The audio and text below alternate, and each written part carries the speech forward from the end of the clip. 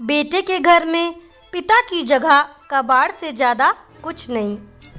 पत्नी के अंतिम संस्कार व 13वीं के बाद रिटायर्ड पोस्टमैन प्रकाश गांव छोड़कर मुंबई में अपने बेटे अनिल के घर रहने आए।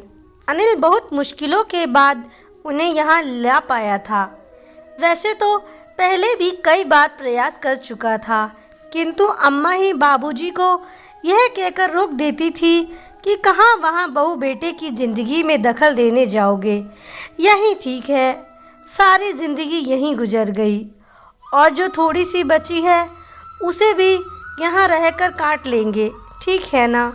बस बाबूजी की इच्छा मर जाती थी, पर इस बार कोई अवरोध नहीं था और पत्नी की स्मृतियों में बेटे के स्नेह से अधिक ताकत नहीं थी। इसलिए मनोहर बम्बई आ गए। अनिल एक बड़ी कंस्ट्रक्शन कंपनी में इंजीनियर है। उसे आलीशान घर व गाड़ी ले रखी है। घर में घुसते ही प्रकाश जी ठिठक कर रह गए। गुदगुदी मैट पर पैर रखे नहीं जा रहे थे।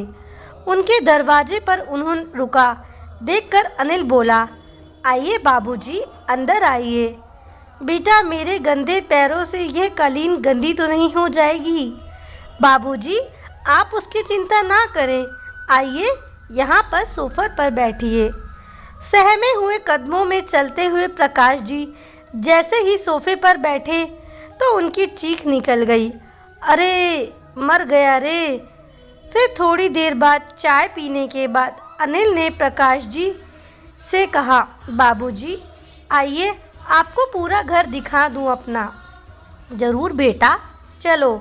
बाबूजी, यह है लॉबी जहां हम लोग चाय पी रहे थे। यहाँ पर कोई भी अतिथि आता है तो चाय नाश्ता गपशप होती है। ये डाइनिंग हॉल है, यहाँ पर हम लोग खाना खाते हैं।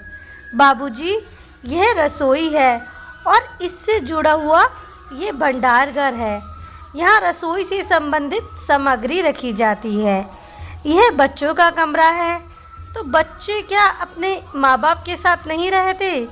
बाबूजी, यह शहर है और शहरों में भी मुंबई। यहाँ के बच्चे जन्म से ही अकेले सोने की आदत डालनी पड़ती है। माँ तो बस समय समय पर उसे दूध पिला देती है और बाकी काम के लिए आया रखी जाती है। थोड़ा ठहर कर अनिल ने आगे कहा, बाबूजी, ये आपके बहू और मेरे सोने का कमरा है। इस कोने में यह गेस्ट रूम है। कोई अतिथि आ जाए तो यहीं ठहरता है। और यह छोटा सा कमरा है पालतू जानवरों के लिए। कभी कोई कुत्ता आदि पाला गया तो उसके लिए व्यवस्था कर रखी है। सीढ़ियाँ चढ़कर ऊपर पहुँचे अनिल ने लंबी चौड़ी छत को एक कोने में एक टीन की छत पर बने कमरे को खोला और दिखाते हुए कहा, बाबूजी, यह है घर का कबाड़ खाना। घर की सब टूटी फूटी और बेकार वस्तुएं यहीं पर एकत्र कर दी जाती हैं और दिवाली होली पर इसकी सफाई कर दी जाती है। ऊपर ही एक बाथरूम और टॉयलेट भी बना हुआ है।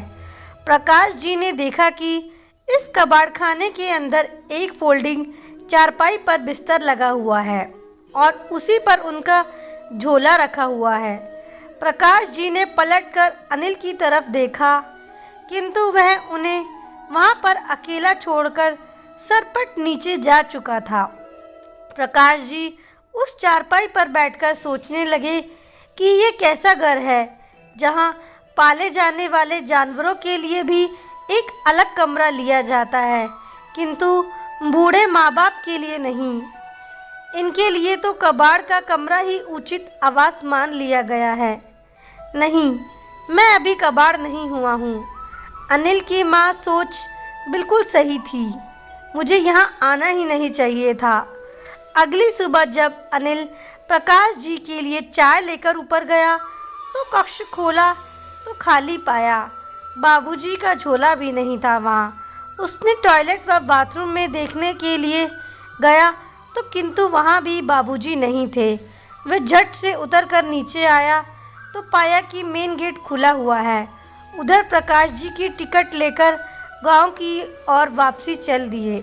सवेरे की गाड़ी में बैठ चुके थे।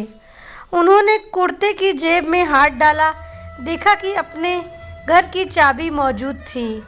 उन्होंने कसकर मुट्ठी में पकड़ ली और चलती हुई गाड़ी से उनके चेहरे पर छू रही हवा उनके इस निर्णय को और मजबूत बना रही थी।